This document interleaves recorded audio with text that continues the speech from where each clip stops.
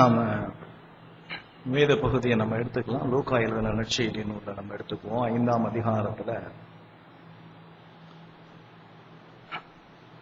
12 முதல் 16 வசனம். லூக்கா 5ஆம் அதிகாரம். லூக்கா 5ஆம் அதிகாரம் 12ஆம் வசனத்துல, பின்பு அவர் ஒரு பட்டணத்தில் இருக்கையில் குஷ்டரோகம் நிறைந்த ஒரு மனுஷன் இயேசுவை கண்டு முகங்குப்புற விழுந்து, ஆண்டவரே, உமக்கு சித்தமானால் என்னை சுத்தமாக்க உம்மாலே ஆகும் என்று அவரை வேண்டிக் கொண்டார். அவர் தமது கையை நீட்டி அவனை தொட்டு, எனக்கு சித்தம் உண்டு, சுத்தமாக என்றார். உடனே குஷ்டரோகம் அவனை விட்டு நீங்கிற்று. அவர் அவனை நோக்கி, நீ இதை ஒருவருக்கும் சொல்லாமல் போய் உன்னை ஆசாரியனுக்கு காண்பித்து, நீ சுத்தமானது நிமித்தம் மோசே கட்டளையிட்டபடியே அவர்களுக்கு சாட்சியாக பலி செலுத்து என்று கட்டளையிட்டார். அப்படி இருந்தும் அவருடைய கீர்த்தி அதிகமாய் பரம்பிற்று. திரளான ஜனங்கள் அவருடைய உபதேசத்தை கேட்பதற்கும் அவராலே தங்கள் பிணிகள் நீங்கி சௌக்கியம் அடைவதற்கும் கூடி வந்தார்கள். அவரோ வனாந்தரத்தில் தனித்து போய் ஜெபம் பண்ணி கொண்டிருந்தார் என்பது கர்த்தருடைய வார்த்தையை நம்ம சிந்திக்க இருக்கிறோம்.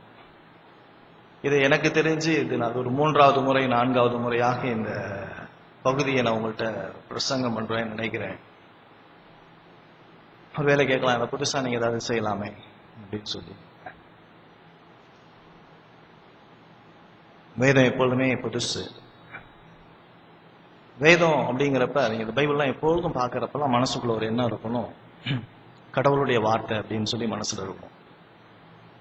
கடவுளுடைய வார்த்தை, பரிசுத்த ஆவியான கடவுளால கொடுக்கப்பட்ட வார்த்தை, பரிசுத்த மனிதர்களை கொண்டு பரிசுத்த ஆவியினால ஏவப்பட்டு எழுதப்பட்ட ஒரு வார்த்தை. இந்த வார்த்தை போதுமான வார்த்தை. நம்ம எல்லாருக்கும் இங்க இருக்கிற சின்ன பிள்ளையில இருந்து பெரியவங்க வரைக்கும் இந்த வார்த்தை போதுமானது. இந்த வார்த்தை எல்லாரையும் தொடக்கூடியது. அது மாத்திரம் இல்ல, இந்த வார்த்தை மட்டும்தான் ஒரு மனுஷனோட பேசும், வேற எதுவுமே பேசாது.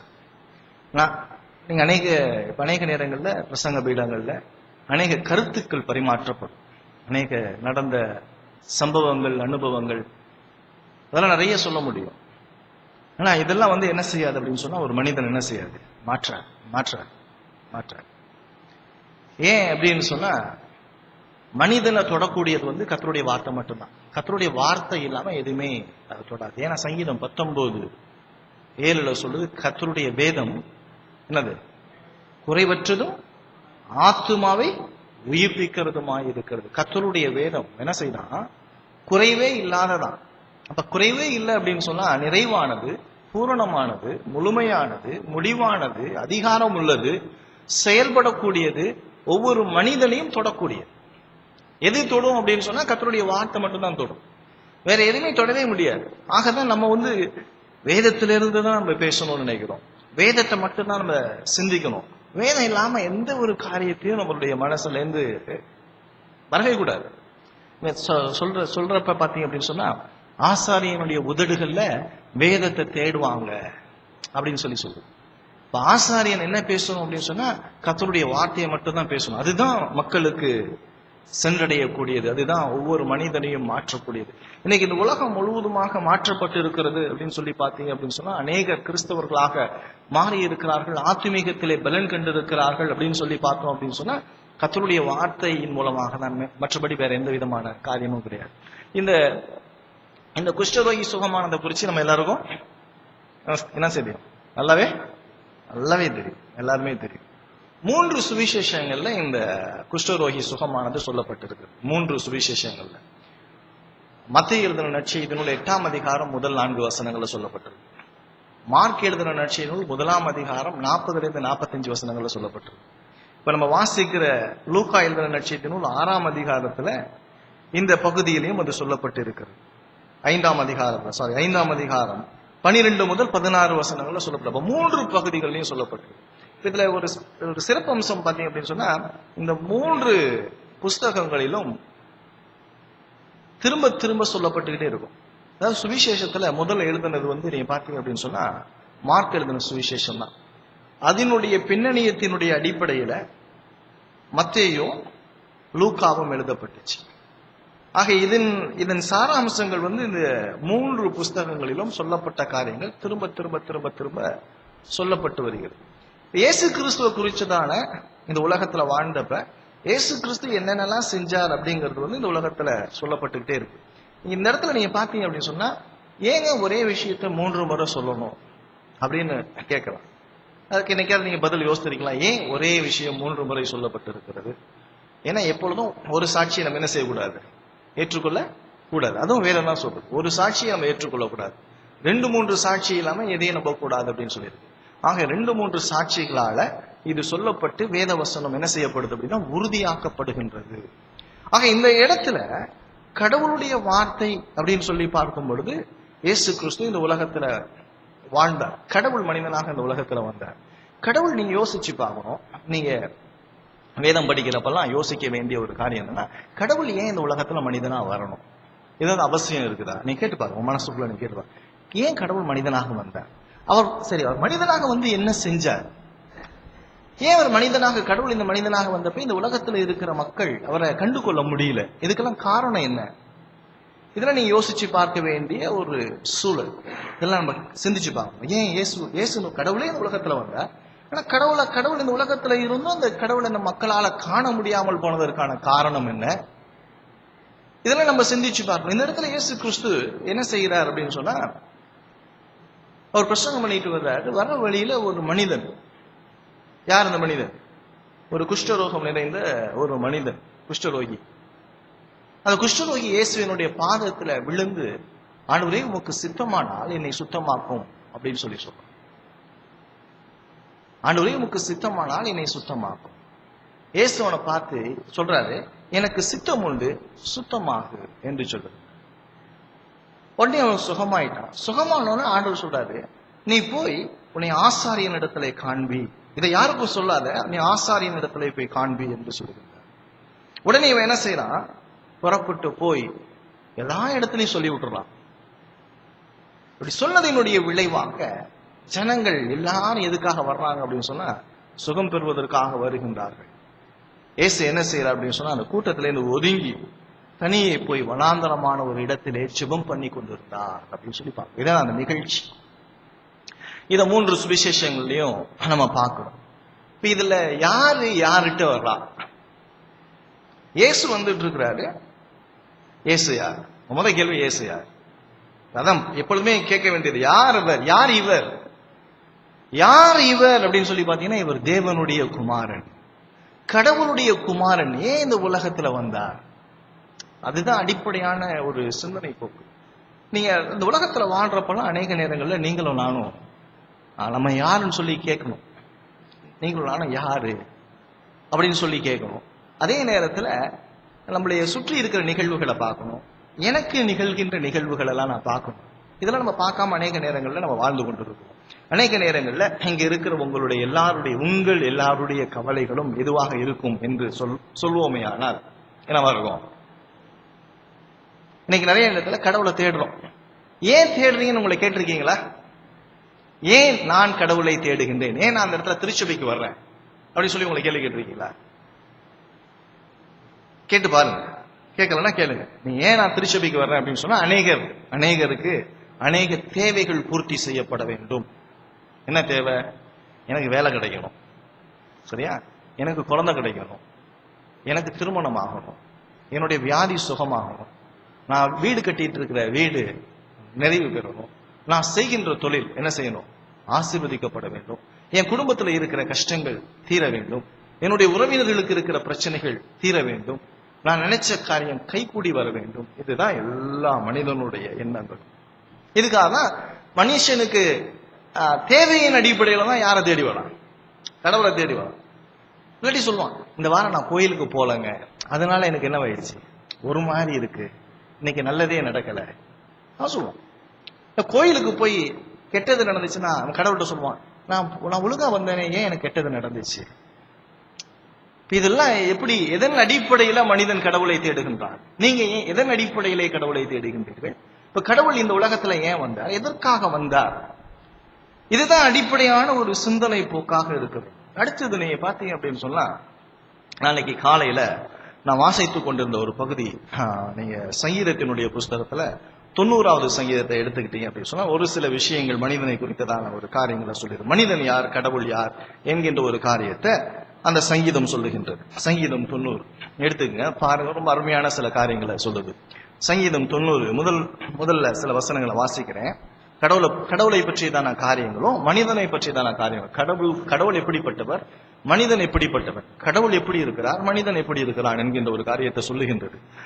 சங்கீதம் 90 இது மோசே சொல்லுகின்றார். மோசையினுடைய சங்கீதம். மோசே கடவுளுடைய மனிதன், கடவுளுடைய வார்த்தை என்ற இடத்துல சொல்லுகின்றார். ஆண்டவரே தேவரீர் தலைமுறை தலைமுறையாக எங்களுக்கு அடைக்கலமானவர். பூர்வ காலங்கள் தோன்றும் முன்னும் பர்வதங்கள் தோன்றும் முன்னும் நீர் பூமியையும் உலகத்தையும் உருவாக்கும் முன்னும் நீரே அனாதியாய் என்றென்றைக்கும் தேவனாய் இருக்கிறீர். இப்ப கடவுளை பற்றியதான ஒரு காரியங்கள் இந்த இடத்துல சங்கீதக்காரன் சொல்றான். என்ன சொல்றான் அப்படின்னு சொன்னா, தேவரீர் தலைமுறை தலைமுறையாக எங்களுக்கு என்னவா இருக்கிறீர், எங்களுக்கு அடைக்கலமானவர். தலைமுறையா யாரு என்னவா இருக்கிறார் கடவுள். இப்ப நான் செத்துட்டேன்னு வச்சுக்கேன், நான் மறிச்சிட்டேன்னா என் பிள்ளைக்கு யார் அவர் ஆண்டவர். என் பிள்ளை மறிச்சிட்டு என் பிள்ளையோட பிள்ளை ஒருத்தர் இருக்கான் வச்சுக்கேன், அவனுக்கும் அவர் தான் ஆண்டவர். என்னுடைய தாத்தாவுக்கும் அவர் தான் ஆண்டவர். எங்க தாத்தாவோட தாத்தாவுக்கும் ஆண்டவர். அதான் சொல்லுது, தலைமுறை தலைமுறையாக எங்களுக்கு கடவுளாக இருக்கிறீர். ஒரு விஷயத்த சொல்றாரு. அடுத்தது சொல்றாரு, பர்வதங்கள் தோன்றும் முன்னும் பூமியையும் உலகத்தையும் உருவாக்கும் முன்னும் நீர் அனாதியாய் என்றென்றைக்கும் நீர் தேவனாய் இருக்கு. எப்பொழுதுமே நீர் கடவுளாகவே இருக்கிறீர். உலகத்தெல்லாம் படைக்கிறதுக்கு முன்னதாகவே அவர் என்னவா இருக்கிறாரு, உலகத்தை படைப்பதற்கு முன்னதாக அவர் என்னவா இருக்கிறாரு, கடவுளாக இருக்கு. யோசிச்சு பார்க்க முடியுமா, சிந்திச்சு பாக்குறீங்களா? உலகம்லாம் உண்டாகிறதுக்கு முன்னதாக அவர் கடவுளாக இருக்கிறார். அடுத்தது சொல்றாரு, அடுத்த வசனத்தை பாருங்க. உமது பார்வைக்கு 1000 வருஷம் நேற்று கழிந்த நாள் போலவும் ராட்சாமம் போலவும் இருக்கிறது. கடவுளுடைய பார்வைக்கு 1000 வருஷம் எப்படி இருக்குதா, நேற்று அந்த தூங்கி எழுந்திரிச்சோம்னா எப்படி இருக்கும், தூங்கி எழுந்திரிச்சா எப்படி இருக்கும், 1000 வருஷம் எப்படி இருக்குதா, தூங்கி எழுந்திரிச்சா எப்படி இருக்குமோ அப்படி இருக்குதான் கடவுளுடைய பார்வையில் 1000 வருஷம். நம்மளுடைய வாழ்க்கை எவ்வளவுன்னு அடுத்து சொல்றாரு பாருங்க, இருக்கிறது. அவர்கள் வெள்ளம் போல் வாரிக்கொண்டு போகிறீர், நித்திரைக்கு ஒத்திருக்கிறார்கள், காலையிலே முளைக்கிற புல்லுக்கோப்பாய் இருக்கிறார்கள். ஒரு 1000 வருஷம் எப்படி இருக்கு அப்படின்னு சொன்னா அவர் தூங்கி எழுந்திரிச்ச மாதிரி இருக்கு. இப்படி தூங்கி எழுந்திரிச்சா உலகத்துல பாதி இல்ல. என்ன சொல்ற, உலகத்துல பாதி இல்ல. அவருக்கு தூங்கி எழுந்திரிச்சா 1000 வருஷம் போல இருக்கிறான். இப்ப 1000 வருஷத்துல என்ன நடந்திருக்கும், எவ்வளவு நடந்திருக்கும்னு யோசித்து பாருங்க. எவ்வளவு பேர் இல்லாம போயிருப்பாங்க சொல்றாரு. அடுத்தது அது எப்படி இருக்கான், அது காலையிலே முளைத்து பூத்து மாலையிலே அறுப்புண்டு உலர்ந்து போம். ஒரு பூவை போல இருக்கு மனுஷனுடைய வாழ்க்கை. நாங்கள் உமது கோபத்தினால் அழிந்து உமது உக்கிரத்தினால் கலங்கி போகிறோம். எங்கள் அக்கிரமங்களை உமக்கு முன்பாகவும் எங்கள் அந்தரங்க பாவங்களை உமது முகத்தின் வெளிச்சத்திலும் நிறுத்தினீர். எங்களுடைய நாட்கள் எல்லாம் உமது கோபத்தால் போய்விட்டது. ஒரு கதையை போல் எங்கள் வருஷங்களை கழித்து போட்டோம். எங்கள் ஆயுசு நாள் 70 வருஷம், வெள்ளத்தின் மிகுதினால் 80 வருஷமாயிருந்தாலும் அதன் மேன்மை, அதாவது வாழ்க்கையினுடைய மேன்மை எப்படி இருக்கான் சொல்லுது. வாழ்க்கையினுடைய மேன்மை சஞ்சலமும் வருத்தமும் அதுவும் என்ன செய்தான், சீக்கிரமாய் கடந்து போகின்றதாயிருக்கு. நாங்களும் பறந்து போகின்றோம். கடவுளை குறிச்சு ஒரு காரியத்தை சொல்றாரு சங்கீத மோசை சொல்றாரு, கடவுள் என்னென்றைக்குமா இருந்து கொண்டே இருக்கிறார். மனிதன் நிலையில்லாதவனாக காணப்படுகின்றான். மனிதனுடைய வாழ்க்கை கடந்து போய் கொண்டே இருக்கிறது. மனுஷன் வாரிக்கொண்டே போய்கொண்டே இருக்கிறார். மனுஷனுடைய வாழ்க்கை இல்லவே இல்லை. நம்ம இந்த உலகத்துல வாழ்றப்பங்க நம்ம அநேக நாள் வாழ்வோம் என்கின்ற ஒரு எண்ணத்தோட நம்ம வாழ்ந்து கொள்றோம். நம்ம இந்த உலகத்தை விட்டு கடந்து போவோம் அப்படின்னு நினைக்கிறதே கிடையாது. அநேக இடத்துல அநேக நேரங்கள்ல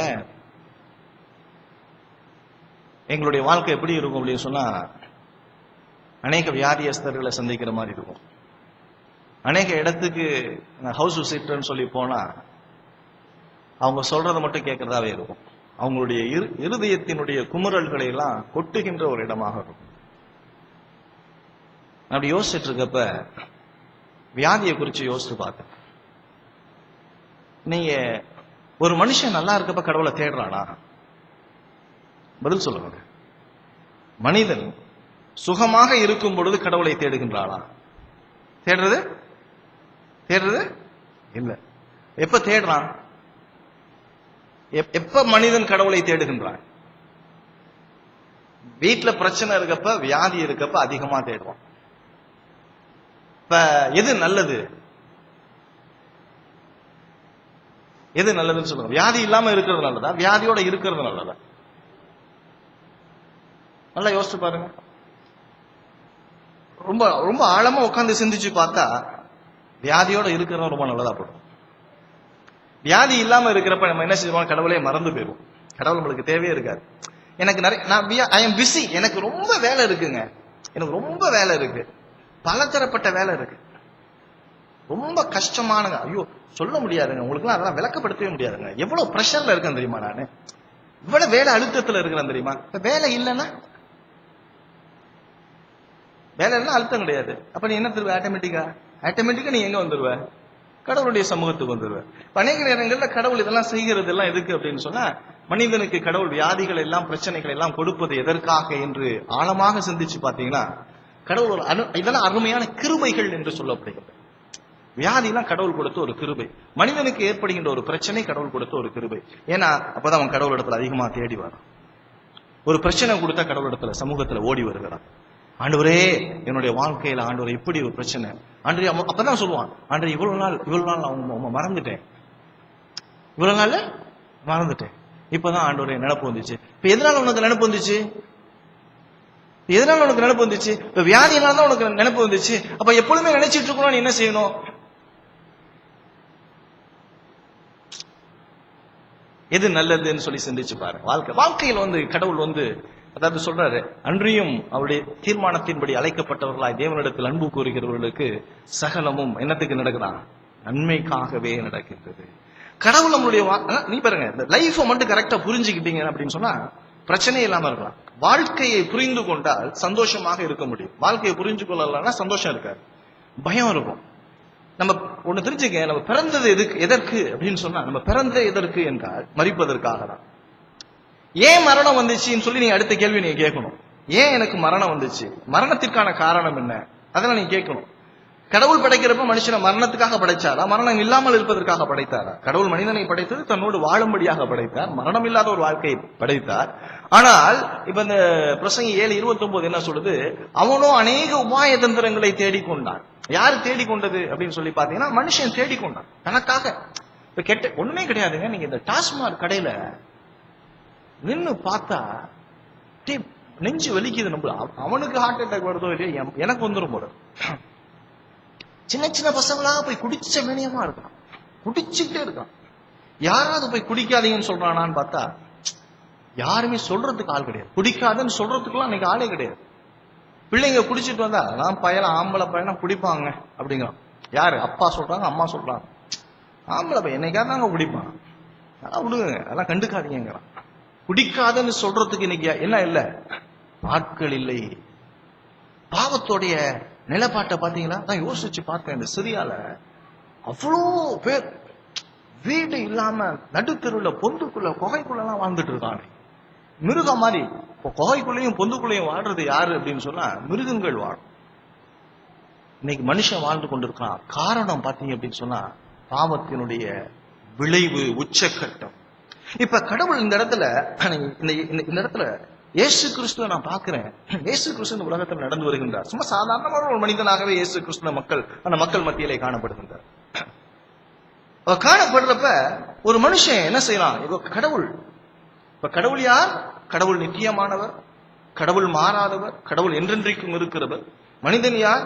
கடவுளால் படைக்கப்பட்டவன், பாவத்திலே விழுந்து போனவன், பாவத்தினாலே அநேக உபாய தந்திரங்களை தனக்குள்ளாக தேடிக்கொண்டதினால் பாவத்தினுடைய விளைவாக அநேக உபத்திரவங்களை தன் வாழ்க்கையிலே சம்பாதித்துக் கொண்டவன். இங்க இருக்கிற யாராவது வியாதி இல்லாம இருக்கீங்களா? சொல்லுங்க, வியாதி இல்லாம இருக்கீங்களா? எல்லாருக்குள்ளயும் ஒரு வியாதி. நம்ம சின்னோண்டு பையன் தான் 13-14 வயசு கண்ணாடி போட்டிருக்கான். அப்படியே அவன் கண்ணு தெரியலன்னு அர்த்தம். புரியுதா? கண்ணு தெரியல, அதனால நான் கண்ணாடி போட்டிருக்கான். கண்ணு தெரியலதுனால கிளியரா அவனுக்கு பார்த்து வாசிக்க முடியல, கண்ணாடி போட்டிருக்கான். இவனோட இன்னும் சின்ன பசங்களும் கண்ணாடி போட்டிருக்கான். என்னங்க பிரச்சனை? இதெல்லாம் என்னங்க? வியாதியினுடைய காரணம். இதெல்லாம் எதனால நான் சுதந்திரித்தேன் அப்படின்னு சொன்னா பாவத்தினால். இப்ப பாவத்தினால சுதந்திரிச்ச ஒரு விஷயம் தான் இந்த இடத்துல ஒரு விஷயத்த சொல்றாரு. இயேசு கிறிஸ்து வாழ்ந்த நாட்கள்ல நடந்த ஒரு நிகழ்வு என்ன அப்படின்னு சொன்னா, ஒரு மனுஷன் குஷ்டரோகத்தினால் கஷ்டப்படுகின்றான். குஷ்டரோகத்தை குறித்து உங்களுக்கு தெரியுமா? குஷ்டரோகம் அப்படிங்கிறது சரீரத்துல தோல்ல ஏற்படுகின்ற ஒரு வியாதி. அந்த வியாதி நம்ம வீட்டுல யாருக்காவது வந்துருச்சு அப்படின்னு சொன்னா நீங்க என்ன செய்வீங்க? உங்க வீட்டுல ஒருத்தருக்கு குஷ்டரோகம் அப்படின்னு சொன்னா நீங்க என்ன செய்வீங்க? வீட்டுல வச்சுக்க மாட்டீங்க. அதான் பேசிக்கா வீட்டுல வச்சுக்க மாட்டீங்க. வீட்டுல இருந்து ஒதுக்கிடுவீங்க. அடுத்தது சமூகத்தால புறக்கணிக்கப்பட்ட ஒரு மனிதர். இப்ப சமூகத்தை ஒதுக்கி வச்சுட்டாலே, ஒரு மனிதனை ஒதுக்கிட்டீங்க அப்படின்னு சொன்னாலே அவனுக்கு எப்படி இருக்குங்கிற மனநிலையை தான் நீங்க யோசிக்கணும். ஒரு மனிதன் நம்ம ஒதுக்கிட்டோம் அப்படின்னு சொன்னா அவன் மனநிலையை தான் நீங்க யோசிக்கணும். வியாதியை தான் நம்ம பாக்குறோம். வியாதி இல்ல, மனநிலை எப்படி இருக்கும்?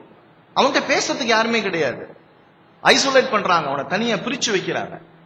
இப்ப தனியா பிரிக்கிறப்ப அவனுக்கு பேசுறதுக்கு யாரு இருக்காது, சமூகத்துல உறவு கொள்வதற்கு யாரு இருக்காது. இன்னைக்கு நிறைய நேரத்தில் நீங்க பாத்தீங்க அப்படின்னு சொன்னா, நீங்க எப்ப பார்த்தாலும் எல்லாம் செல்போன்ல பேசிக்கிட்டே இருக்காங்க தெரியுமா? கவனிச்சீங்களா? பேசிக்கிட்டே இருக்கிறான். ஏன் பேசிக்கிட்டே இருக்கான்? அவனுக்கு யாராவது அவன் கூட என்ன இருக்கணும், ஒரு டச்ல இருக்கணும். யாராவது ஒரு நபர் அவனோடு தொடர்பு கொண்டே இருக்க வேண்டும். அதுதான் அவனுடைய பிரச்சனையே.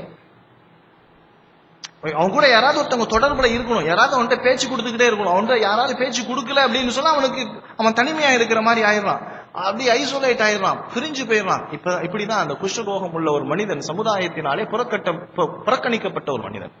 நம்ம நடத்துற அந்த பள்ளிகள்ல கூட அநேக குடும்பங்கள்ல ஏற்படுகின்ற ஒரு பிரச்சனை என்னன்னா, சமூகம் அவருடைய உறவுகள் எல்லாம் என்ன செஞ்சாங்கன்னா, இப்படிப்பட்ட பிள்ளை இருக்கிற அந்த குடும்பம் நல்ல குடும்பம் இல்ல, கெட்ட குடும்பம் அப்படின்னு சொல்லி அவங்களோட எல்லாம் தொடர்பை கலட்டி விடுகிறார்கள். அவங்களோட அடையாளப்படுத்துறது இல்லை. அந்த ஒரு பையனையோ அவங்க பிள்ளையோ, அவங்க வீட்டுல இருக்கிற மன வளர்ச்சி கொண்டின ஒரு பையனையோ பிள்ளையோ ஒரு ஹோட்டலுக்கு நம்ம கூட்டிட்டு போனோம்னா சுத்தி இருக்கிறவனா என்ன செய்யறான்னா அவனை பாக்குறான். உன் வேலையை ஹோட்டலுக்கு போனா நீ சாப்பிட்டியா, நீ எந்திரிச்சு வந்தியா, நீ பாரு.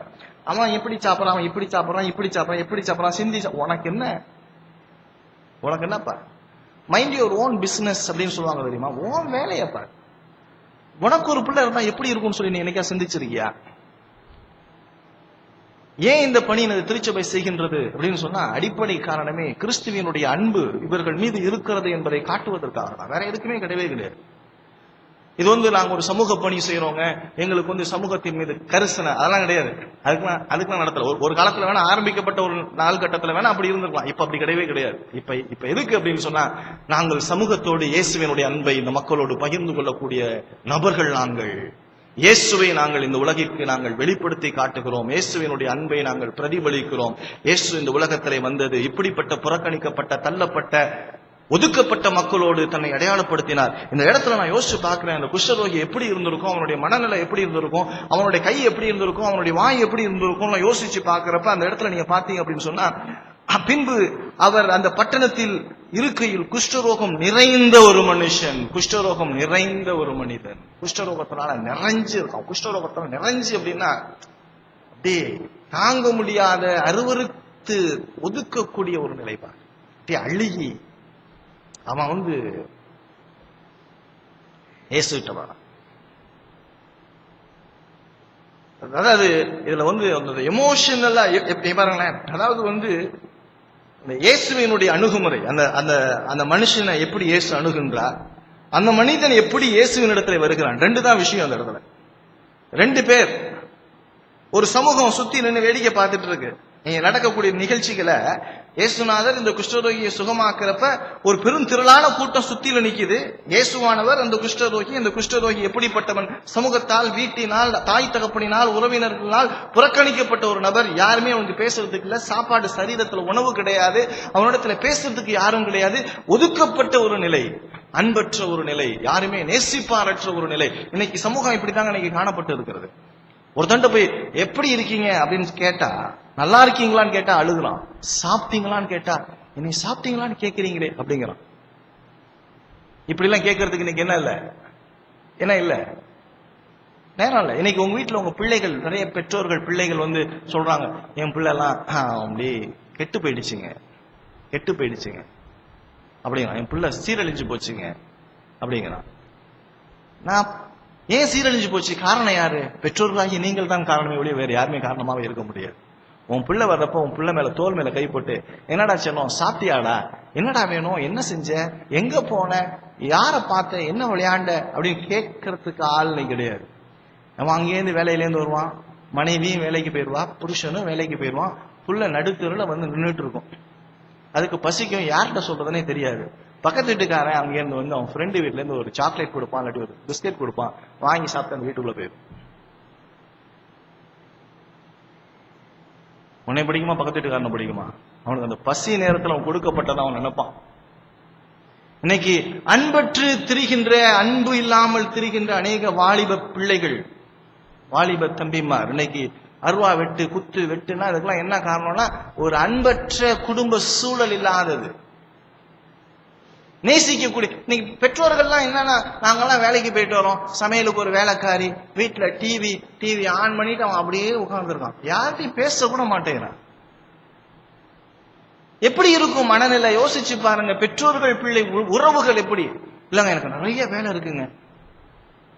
பிள்ளையோட உனக்கு வேலை ஜாஸ்தியா? திருமணம்லாம் ஆகணும் அப்படின்னு சொன்னா பெண்கள்லாம் வேலைக்கே போக கூடாதுங்க, போகவே கூடாது. பிள்ளையோட உட்கார்ந்து இருக்கணும். அந்த அந்த நிலை தான் கடவுள் சொல்ற நிலைப்பாடு. ஆனா இன்னைக்கு நம்ம சொன்னா கேட்பாங்களா? உலகம் புரியாத மனுஷனா இருக்காப்புலப்பா, எந்த காலத்துல வாழ வேண்டியவரோ, எந்த காலத்துல வாழ வேண்டியவர் இவரோ அப்படிமா. வேதம் கடவுளை ஒரு ஆணை ஏன் ஏற்படுத்தினார், பெண்ணை ஏன் ஏற்படுத்தினார், குடும்பத்தை ஏன் ஏற்படுத்தினார், அதெல்லாம் ஆழமா நம்ம சிந்திச்சு பார்க்கும் பொழுது கடவுளுடைய ஞானத்துக்கு நிகரான ஒரு ஞானம்லாம் கிடையவே கிடையாது. நான் சொன்னாலும் என்ன பேசாதீங்க, நான் ஒன்னும் சொல்றது, வேதம் சொல்றதான் நான் சொல்லிட்டு இருக்கேன், வேதம் சொல்றதான் நான் சொல்லிட்டு இருக்கேன். இன்னைக்கு குடும்ப உறவுகள் சரியில்லை, தனிமையாக விடப்பட்ட ஒரு சூழல். இன்னைக்கு அந்த குஷ்டரோகம் நிறைந்த ஒரு மனிதன் இயேசுவை பார்த்த உடனே அவன் ஓடி வரான். எப்படி இருக்கும்னு யோசிச்சு பாருங்க. தனிமைப்படுத்தப்பட்ட ஒரு மனுஷன் அவன் கடவுளை தேடுறான். என்ன செய்யறான்னு பாருங்க. அந்த மனுஷன் பாத்தீங்க அப்படின்னு சொன்னா, நிறைந்த மனுஷன் இயேசுவை கண்டு முகங்குப்புற விடுறான். அதாவது அவன் நிலைய பாருங்க, அதாவது வியாதியஸ்தர்கள் நம்ம போய் பார்க்கிறப்பெல்லாம், நானும் வியாதியஸ்தனா இருந்திருக்கேன், அதனாலதான் சொல்றேன். யாராவது என்னை வந்து பார்க்க மாட்டாங்களான்னு இருக்கும், யாராவது வந்து என்னை தொட மாட்டாங்களான்னு இருக்கும், என்ன பாஸ்டர் நல்லா இருக்கீங்களான்னு கேட்க மாட்டாங்களான்னு இருக்கும். நீங்க எல்லாம் நிறைய பேர் அவரை போய் தொந்தரவு பண்ணாதீங்க, பார்க்காதீங்க. விஷயமே வந்து பிரச்சனையே வந்து தனிமை தாங்க. வாழ்க்கையில ஒரு மனிதனுக்கு ஏற்படுகின்றது ஒரு தனிமை. உங்க வீட்டுக்குள்ள வரப்ப சில நேரம் உட்காந்து பேசிக்கிட்டே இருப்பீங்க. ஏன் பேசிக்கிட்டே இருக்கீங்க? ஏன் நீங்க டிவியே பார்த்துட்டு இருக்கீங்க தெரியுமா? You are engaged. உன் மனசை வந்து எதையோ ஒன்றோடு ஈடுபடுத்தி கொண்டு இருக்கின்றாய். உனக்குன்னு ஒரு உயிரோட்டம் உள்ள ஒரு நபர் இருக்கும் பட்சத்துல அந்த என்ன அது குறைஞ்சு போயிடும். உயிரற்ற ஒரு பொருளோடு உன்னை ஈடுபடுத்தி கொண்டிருக்கிறதுக்கு காரணத்தை யோசிச்சு பாருங்க. ஏன் உயிரற்ற ஒரு டிவியோட உட்கார்ந்து இருக்க? உயிருள்ள ஒரு மனைவியோடையோ கணவனோடையோ பிள்ளைகளோடையோ உன்னுடைய உறவை நீ பலப்படுத்தாமல் இருப்பதற்கான காரணம் என்ன? இதெல்லாம் யோசிச்சு பாருங்க. அநேக நேரங்கள்ல குடும்பங்கள்ல வந்து உறவு கெட்டு போறதுக்கு காரணம் வந்து என்ன அப்படின்னு சொன்னா, உயிரோட்டம் உள்ள நபர்களோடு உறவு இல்லாத தன்மை தான். என்னங்க அவர் என்னங்க, அவர் போவாரு வருவாரு, டிவிக்கு முன்னால உட்கார்ந்துப்பாரு, மனுஷனையா பாப்பாரு அப்படிங்கிறாங்க. மனுஷன்ட்டே அவருக்கு தொடர்பு இருக்கு, மனுஷனே பார்க்க மாட்டாரு. அவருக்கு வேலை வேலை வேலை, காசு காசு காசு, பணம் பணம் பணம், வேற எதுவுமே அவருக்கு இதே இல்லைங்க. நான் நிறைய பேருடைய பிரச்சனைகளுக்கு காரணம் உயிரோட்டம் உள்ள நபர்களோடு மனிதன் தொடர்பு கொள்வதில்லை. அதான் இந்த செல்போனு, மொபைலு, இன்டர்நெட், இந்த டேபு, இதெல்லாம் என்னது அப்படின்னு சொன்னா, நீங்க ரோட்ல பாருங்க, எல்லாரும் அந்த காதுக்குள்ள ஒரு இயர்போன் மாதிரி, இந்த முதல்லாம் சவுட்டு மிஷின் வாங்கி அத மாதிரி எல்லாம் காதுக்குள்ள போட்டுட்டு எல்லாம் அவன் தனியா பேசிட்டு இருக்கான். ரோட்ல அவன் ஆக்ஷனோட பேசிட்டு இருக்கான். என்ன பாக்குறப்போ ஒரு பரிதாபகரமான ஒரு நிலைப்பாடு. ஏன் அப்படின்னு சொன்னா, நிஜமாக அவனோடு பேசுறதுக்கு ஒரு உறவை அவன் தேடி பார்க்கலாம். நிஜமா யாராவது என்கிட்ட உண்மையாலுமே பேசுவாங்களா? ஏன்னா நிறைய ஏமாற்றப்பட்டு கொண்டே இருக்கலாம். நிறைய பேர் பாத்தீங்க அப்படின்னு சொன்னா, ஒருத்தர் ஏமாத்தணும்னு இன்னொருத்தன்ட்ட போறான், இன்னொரு தொடர்பு வருது அப்படின்னு சொன்னா அவன் ஏமாற்றப்பட்டு கொண்டே இருக்கிறான். நிஜமான உறவு அவனுக்கு கிடைக்கவில்லை. குடும்பங்கள் வந்து எப்படி இருக்கணும் அப்படின்னு சொன்னா, உறவுகள் புதுப்பித்து புத்துணர்வோடு காணப்பட வேண்டும். என்னைக்குமே எவர் யங் ஃபேமிலியா இருக்கும், புதுசா இருக்கணும் குடும்பம். நீங்க அப்படிலாம் இல்லவே இல்லை. பிரச்சனைகள், காரணங்கள், மனிதனுடைய மனநிலை அப்படி ஒரு மோசமான ஒரு சூழ்நிலைக்குள்ளாக கடந்து போய் கொண்டிருக்கிறது. இவன் அந்த தனிமைப்படுத்தப்பட்ட அந்த குஷ்டரோகி ஓடி வருகின்றான், இயேசுவை பார்க்கிறான். இயேசுவை பார்த்த மாத்திரத்திலே அவன் என்ன செய்கின்றான்? அவனுடைய நிலைப்பாடு விழுந்து, முகங்குப்புற விழுந்து ஆண்டவரே என்கிறான். அதாவது ஒருத்தன் முகங்குப்புற விழுகிறது மாத்திரம் கிடையாது, விழுந்தது மாத்திரம் கிடையாது. என்ன சொல்றான்? ஆண்டவரே. அதாவது விழுந்து அப்படி, அதாவது எனக்கு யாருமே இல்லையா, அதான் சொல்லுவாங்க, எனக்கு யாருமே இல்லைங்கய்யா, யாருமே இல்லைங்கய்யா, அப்படி வரான், யாருமே இல்லைங்கய்யா, ஆண்டவரே, ஆண்டவரே. அப்படி இருக்கும். அதாவது அப்பா, அது அந்த இடத்துல இருந்து, அந்த இடத்துல எப்பொழுதும் வாசிக்கிறப்ப அந்த இடத்துல அந்த நபரா இருந்து நீங்க வாசிக்கணும். அந்த இடத்துல அந்த நபர் அதை அனுபவிக்கப்பட்ட நிலையிலிருந்து நீங்க அதை படிச்சாதான் அதோடைய உணர்வு புரியும். குஷ்டரோகி அப்படின்னா உனக்கு குஷ்டரோகியத்தை பத்தி உனக்கு என்ன தெரியும், குஷ்டரோகம்னா எப்படி இருக்கும்னு சொல்லி நீ படிச்சு பார்க்கணும். ஏன்னா பழைய ஏற்பாட்டுல லேவியர் ஆகமத்தினுடைய புஸ்தகத்துல பாத்தீங்க அப்படின்னு சொன்னா, குஷ்டரோகம் வந்தவன் ஊருக்கு புறம்பாக்கப்படணும், தனிமைப்படுத்தப்படணும். அவனுக்கு ஊருக்குள்ள வரக்கூடாது. அவன் ஊருக்குள்ள வரணும் அப்படின்னா தீட்டுன்னு சொல்லிட்டு வரணும், தீட்டுன்னு சொல்லி வரணும், கையை கட்டிக்கிட்டு வரணும், அப்படின்னு கை தட்டணும். ஏன்னா பக்கத்துல யாரும் வரக்கூடாது, எல்லாம் எட்டி போயிடணும். இந்த நிலைப்பாடு எப்படி இருக்கும் அவன் மனநிலை? அவன் இயேசுவை பார்க்கிறான், முகங்குப்புற விழுறான், ஆண்டவரே. நீங்க தாங்க வேற நோ அதர் கோ, எனக்கு வேற வழியே இல்லைங்க, எனக்கு வேற வழியே கிடையாது, எனக்கு வழியே கிடையாது. நான் சொன்னது அது மாத்திரம் கிடையாது, சொல்லிட்டவன் சொல்றான், முகங்குப்புற விழுந்து நமக்கு சித்தமானால். இதெல்லாம் வார்த்தையெல்லாம் பாக்குறப்ப அப்படியே மிரள வைக்குது. ஐயா எனக்கு யாருமே கிடையாதுங்க. அவன் சொல்றான், எனக்கு யாருமே கிடையாது, என்னை நேசிக்கிறதுக்குலாம் யாருமே கிடையாது, நான் இவ்வளவு நாள் தனியா தான் இருந்தேன், என்னுடைய என்னப்பா நீ சாப்பிட்டியா அப்படின்னு சொல்றதுக்குலாம் யாருமே கிடையாதுங்க. இப்படிப்பட்ட ஒரு சூழ்நிலை தாங்க நான் இருக்கிறேன். என்ன ஆண்டவரே, உமக்கு இஷ்டமா கேட்கிறான். யாரை பார்த்து கேட்கறான், அதெல்லாம் விஷயங்கள். நிச்சயமா அவரால் சுகம் கிடைக்கும், இவர் நிச்சயமா அவரால் சுகம் கொடுக்க முடியும், மாற்று வழியே கிடையாது, இவர் தான், வேற வழியே கிடையாது. அதனால விழுந்துட்டான். விழுந்தது மாத்திரம் இல்ல, ஆண்டவரேங்கிறான். ஆண்டவரேன்னு மாத்திரம் சொல்றது கிடையாது, உமக்கு சித்தமா, நான் நல்லா இருக்கணுங்கிறது உமக்கு இஷ்டமா, நான் நல்லா இருக்கணுங்கிறது உமக்கு இஷ்டமா. யார்கிட்ட கேட்கலாம்? கேட்க வேண்டிய நபர்கிட்ட கேட்கலாம். எப்பொழுதும் கேட்கறது, யார்கிட்ட நம்ம கேட்கிறோங்கிறது ரொம்ப முக்கியமான ஒரு விஷயம். அவன் சரியான ஒரு நபரை தெரிவு செஞ்சான், கடவுளை தேடுனா, அவருக்கு முன்னால தன்னை தாழ்மைப்படுத்தினா, என்ன சொல்றான்? உமக்கு சித்தமா, நான் இப்படி இருக்கிறது உமக்கு இஷ்டமா, நான் பசியா இருக்கிறேன் உமக்கு இஷ்டமா, நான் உங்க வீட்டுக்கு வரேன் ரொம்ப பசியோட இருக்கேங்க அப்படின்னு சொன்னா நீங்க என்ன செய்வீங்க? போ அப்படிங்களா? என்ன செய்வோம் அப்படின்னா, பசி ஆற்றணும் நினைப்போம், வேற சிந்தனை போக்கே வர்றாரு. உலகத்துல ஒரு மனுஷன், சாதாரணமான மனுஷன், பாவியான மனுஷன் கூட அவன் எப்படியாவது அவனுக்கு சாப்பாடை போட்டுருவான், சாப்பாடை போட்டுருவான், சாப்பாடு கொடுக்கணும், அதுதான் இருக்கும். எங்க வீட்டுலலாம் சொல்லி வளர்த்ததே சாப்பாடு. யார் வந்தாலும் சாப்பாடு சாப்பிடணும், அதுக்கப்புறம் அடுத்த பேச்சு சாப்பிடுங்க. வந்தோடனே சாப்பிடுங்கன்னு சொல்றப்ப நீ ப்ரிப்பேர்டா இருக்கணும், ஒண்ணுமே இல்லாம சாப்பிடுங்கன்னு சொல்லக்கூடாது, வரட்டுத்தனமான சொல்லு, சாப்பிடுங்கன்னு சொல்லிட்டே சாப்பாடு போட்டு தான் அனுப்பணும். இந்த மனுஷனை நான் யோசிச்சு பாக்குறேன், உனக்கு சித்தமா அப்படின்னு கேட்கிறேன். இதான் அந்த மனிதனுடைய நிலைப்பாடு. கடவுளை தேடுறான், எவ்வளவு தாழ்மையா அதாவது கேட்கறதுங்கிறது ஒண்ணு கேட்கிறோம் அப்படின்னு சொன்னா, கேட்கிற விதத்தையும் வேணும் சொல்லுது. எப்படி கேட்கணும்? தாழ்மையோடு கேட்கணும். ஒண்ணு கேட்கணும் அப்படின்னு சொன்னா, யார்கிட்ட கேட்கிறோமோ அந்த நபர்கிட்ட தயவு செஞ்சு தாங்கங்க, பிளீஸ் கெஞ்சி கேட்கிறேங்க, தாங்கங்க, இப்படிதானே இருந்திருக்கும். அவன் நிலையை உணர்ந்து கேட்கணும். சும்மா வீராப்பாலாம் அந்த இடத்துல கிடையாது. நான் குஷ்டரோகி சுகமாக்க முடியுமா அப்படின்னா, இதான் அநேகர் இன்னைக்கு கிறிஸ்துவ இடத்துல வர்றப்ப, ஏன்டா அநேக நன்மைகள் இருக்கு, நான் தான் காணிக்கலாம் போடுறேன்ல, நான் தான் ஒழுங்கா சர்ச்சுக்கெல்லாம் வரேன்ல, எல்லாத்தையும் தான், எல்லா கடவுளையும் நான் விட்டுட்டேன்ல, கரெக்டா உண்மை தானே தேடுறேன் என்ன அப்படிங்க. நீ குஷ்டரோகி, உன்னால கையால ஆகாதவன், நீனு கடவுள் இடத்துல வரணும் அப்படின்னு சொன்னாலே முழுமையான ஒரு தாழ்மை காணப்படுது. தாழ்மை இல்லாமலாம் வரவே முடியாது. அது சொல்லுது, அவங்க குஷ்டரோகம் முழுசுமா இருக்கான், சரீரம் முழுசும். அதாவது குஷ்டரோகிகளை நீங்க பாத்தீங்கன்னு தெரியல, லெப்ரசினா பயங்கரமா இருக்கும், பக்கத்துல போக முடியும், வீச்சம் அடிக்கும், வீசும். அதாவது இதெல்லாம் இருக்காது. இதெல்லாம் அப்படியே வெட்டி அழுகி சீல் இருக்குல்ல, சீல ரத்தமா வந்துகிட்டே இருக்கும். கை காலெல்லாம் அப்படியே குறையும். அதுவா சாப்பிடும், அதுவா சாப்பிடும். ஆள் சுருங்கிடுவான். சிலையெல்லாம் கையெல்லாம் இருக்காது. இந்த நீங்க இப்படிதான் பார்த்திருப்பீங்க, இப்படிதான் நீங்க பார்த்திருப்பீங்க. இதுவே இருக்காது, இதெல்லாம் இருக்காது. காலெல்லாம் இருக்காது. அப்படியே அரிச்சு மண்டையும் இடுப்பு மட்டுமா அப்படியே இருப்பான். ஊட்டி விடுவாங்க சாப்பாடு. இந்த மனுஷனுடைய நிலைப்பாட பாருங்க எப்படி இருந்திருக்கும் சொல்லி. அவன் இயேசுவை கண்டு முகங்குப்புற விழுந்து, ஆண்டவரே உமக்கு சித்தமானால் என்னை சுத்தமாக்குமால் ஆகும் என்று வேண்டிக் கொண்டான். கான்பிடண்டா சொல்றாங்க, உமக்கு சித்தம்லாம் எனக்கு உம்மால் நிச்சயமா சுகம் கொடுக்க முடியும். அந்த ஃபெய்த் இருக்கு பாருங்க, விசுவாசங்கிற இடத்துல இருக்கு பாருங்க. உம்மால முடியும், உம்மால் கூடும். என்னால முடியல, நான் குஷ்டரோகி, என்னால் என்னை சுகமாக்கி கொள்ள முடியாது, என்னால் என்னை காப்பாற்றிக் கொள்ள முடியாது, நான் நிராதரவற்ற ஒரு நிலைப்பாட்டிலே நான் இருக்கின்றேன். உம்மால் கூடும், உம்மால் முடியும். கடவுள்கிட்ட எல்லாம் வர்றப்பாங்க, அந்த கடவுளுடைய வார்த்தைய நம்பணும். முத கடவுளிடத்துல வர்றப்ப நம்பிக்கைங்கிறது ரொம்ப அவசியமானது. கடவுளை அனுபவிச்சாதான் அந்த நம்பிக்கையெல்லாம் வரும். வேதத்தை படிக்கிறப்பெல்லாம் வேதத்துல சொல்லி இருக்கிறதெல்லாம் ஒவ்வொன்றும் கடவுளுடைய வார்த்தைன்னு சொல்லி நம்பணும்.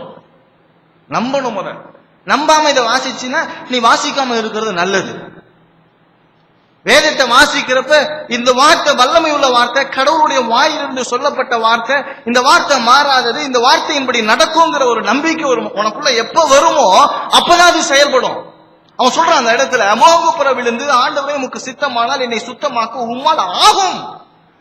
வார்த்தையினுடைய அந்த வேதம், அந்த பரிசுத்த ஆவியான அந்த வார்த்தை எப்படி ஆகும், யூ கேன் அப்படிங்கிற, உம்மால் முடியும். பிரச்சனைகளுக்கெல்லாம் தீர்வு வந்து கடவுளாங்க. எப்படிப்பட்ட ஒரு சூழ்நிலையில இருந்தாலும் சரி, பிரச்சனைகளுக்கு தீர்வுங்கிறது கடவுள் தான். எப்படிப்பட்ட பிரச்சனையா இருந்தாலும் சரி. அதான் சொல்றாரு, ஊசியின் காதுல ஒட்டகம் நுழையுமான்னு கேட்கிறாரு. சொல்லிட்டு சொல்றாரு, இது மனுஷனால் கூடாதது, தேவனால் எல்லாம் கூடுங்கிறார். உன்னால முடியாது, எல்லாம் தேவனால் கூடும். The impossibilities தான் கடவுள் அப்படிங்கிறப்ப வந்து அதெல்லாம் நீங்க அந்த வேதத்தை படிக்கிறப்பெல்லாம் அது ரசனையோட படிக்கணும். கடவுள் செய்கிறதெல்லாம் வந்து அதாவது மனிதனுடைய கற்பனைக்கெல்லாம் அப்பாற்பட்ட ஒரு நிலையை தான் அவர் கற்பனை செஞ்சிட்டு இருக்கிறார். குஷ்டரோகம் கியூரே கிடையாதுங்க. குஷ்டரோகத்துக்கு வந்து சுகமே கிடையவே கிடையாது. இப்ப அந்த கிரௌட் நிக்குது, இயேசுநாதர் நிக்கிறாரு, அந்த குஷ்டரோகி தன்னை தாழ்மைப்படுத்துறான், ஆண்டவரேங்கிறான், தலகுப்புற விழுகிறான். அது மாத்திரம் சொல்ல, உம்மால் ஆகும் என்று சொல்லுகிறார். இப்ப இயேசுடைய வாழ்க்கையில அந்த இடத்துல பார்க்கும் பொழுது அங்க பார்க்கிறோம், வேண்டிக் கொண்டார். இப்ப இதுதான் ரொம்ப கிளாசிக்கலான ஒரு விஷயம். இந்த பைபிள் படிக்கிறப்பெல்லாம் இது தொடக்கூடிய ஒரு விஷயம் வந்து தான் அந்த மனுஷ வாழ்க்கையில. நல்லா தெரிஞ்சுங்க, மனித வாழ்க்கையில, ஒரு கிறிஸ்தவ வாழ்க்கையில நான் எப்படி இருக்கணுங்கிறது கடவுள் சொல்றாரு பாருங்க. நான் எப்படிப்பட்டவனா அந்த இடத்துல நான் காணப்படணும். அந்த இயேசுவினுடைய அன்பு, அதாவது பாக்குறோம்ல, இயேசுவை போல நம்ம வாழணுங்க. அந்த உலகத்துல வாழ்றப்ப இயேசுவை போல வாழணும். இயேசுவை நான் பிரதிபலிக்கணும். அதாவது ஒண்ணு செய்யணும் அப்படின்னு சொன்னா ஏனோ தானாலாம் ஒண்ணு செய்யக்கூடாது. ஏனோ தானோம்னா அந்த இடத்துல கிடையவே கிடையாது. அக்கறை இல்லாம சரி வந்துட்டான் செய்யறோம் அப்படிலாம் கிடையாது. என்ன நான் செய்யறனோ அது இயேசு செஞ்சது போல இருக்கணும். இப்ப இவன் எப்படி இருப்பான்னு யோசிச்சு பாருங்க. இந்த குஷ்டரோகி எப்படி இருப்பான்னு மட்டும் நீங்க யோசிச்சு பாருங்க. எப்படி இருந்திருப்பான் அவன் வியாதியில, அவனுடைய வேதனை எப்படி இருந்திருக்கும்னு சொல்லி யோசித்து பாருங்க. அவன் அதாவது வியாதியஸ்தர்ல போய் ஏன் பார்க்கணும் அப்படின்னு சொன்னா அவன் என்கேஜ் ஆகிறப்ப சில நேரத்துல அவன் மறப்பான். ஆனா தனிமையா இருக்கிறப்ப எப்படி இருக்கும்னு யோசிச்சு பாருங்க. தனிமையா இருக்கிறப்ப இவன் வாழ்க்கையில பாதி நாள் எப்படிதான் கழிச்சிருப்பான், தனிமையில தான் கழிச்சிருப்பான். தனிமையில வேதனை வந்து எப்படி திரும்ப இருக்கும். தனிமையில அட்லீஸ்ட் நான் சுகவீனமா இருக்கிறப்பெல்லாம் அநேக இடங்கள்ல வேலைக்கு போயிடுவாங்க, நான் தனிமையா இருக்கணும், எனக்கு யாராவது பேச மாட்டாங்களான்னு இருக்கும், யாராவது இருக்க மாட்டாங்களா அப்படின்னு இருக்கும். ஆனா எனக்கு வியாதி வந்துட்டு சுகமாயிருச்சு. ஆனா இந்த குஷ்டரோகி தான் வாழ்நாள் முழுசுமே குஷ்டரோகத்தோடு, அந்த வேதனையோடு, தனிமையோடய அவன் போராடி கொண்டு இருக்கான். தனிமையினுடைய போராட்டம்ங்கிறது வந்து வாழ்க்கையில பயங்கரமா இருக்கும், பயங்கர கஷ்டமா இருக்கும். பிரிவுங்கிறதெல்லாம் ஏன் பிரிஞ்சு அவனை அழுகுறோம்? பிள்ளைங்க ஸ்கூலுக்கு போறப்ப ஏன் அழுகுது? ஏன் ஊருக்கு போனா அழுகுறோம்? இதெல்லாம் ஏன் அப்படின்னு சொன்னா அந்த பிரிவை தாங்கி கொள்ள முடியாத ஒரு நிலைப்பாடு. இந்த இடத்துல அந்த மனுஷனுடைய வேதனை எப்படி இருந்திருக்கும் தெரியுமா? இப்ப அந்த இடத்துல அவர் என்ன செய்யறாரு பாருங்க. அவன் திருப்பி நான் வாசிக்கிறேன். குஷ்டரோகம் நிறைந்த ஒரு மனுஷன் இயேசுவை கண்டு முகங்குப்புற விழுந்து, ஆண்டவரே உமக்கு சித்தமானால் என்னை சுத்தமாக்க உம்மாலே ஆகும் என்றவரை வேண்டிக் கொண்டார். இப்ப என்ன நடக்குது? அவர் என்ன நடக்கு பாருங்க. அவர் தமது கையை நீட்டி, அப்பா தாங்க லைஃப்ல வந்து நான் யோசிச்சு பாக்குறேன். ஒரு நாள் பஸ்ல என் பக்கத்துல ஒரு குஷ்ரோகி உட்காந்து எழுந்திரிச்சிட்டேன். லிட்டரா எழுந்திரிச்சு உட்கார முடியல, உட்கார முடியல, எழுந்திரிச்சிட்டேன். நான் எழுந்திரிச்சு சொன்னேன். அப்பதான் யோசிச்சேன், அவன் மனநிலை எப்படி இருக்குன்னு யோசனை. எவ்வளவு கஷ்டமான ஒரு சூழ்நிலை, எவ்வளவு வேதனையான ஒரு சூழ்நிலை. அவனை இன்னும் நான் அதிகமா துக்கப்படுத்திட்டேன், வேதனைப்பட்டேன். ஆனா அந்த இடத்துல எழுந்துச்சு, அது செஞ்சே தப்பு.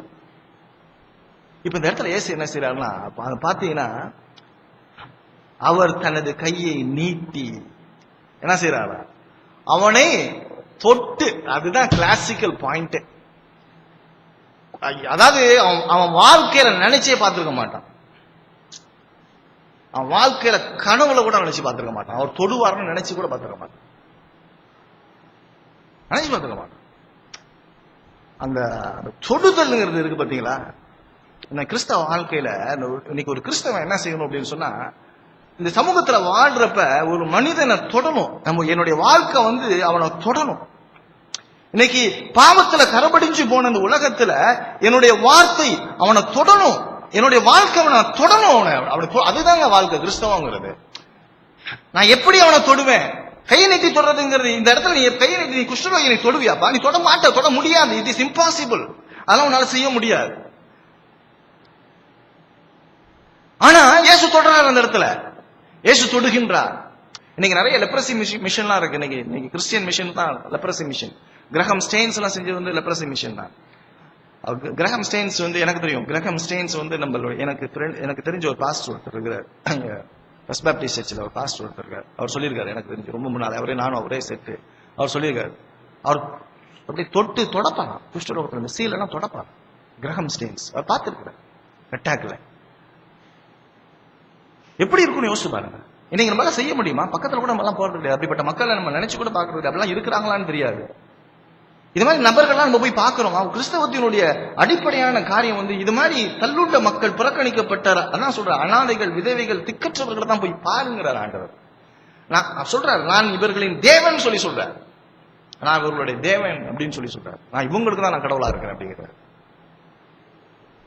யோசிச்சு பார்த்தா அவன் கையை தொட்ட உடனே எப்படி இருந்திருக்கும் மட்டும் யோசிச்சு பாரு.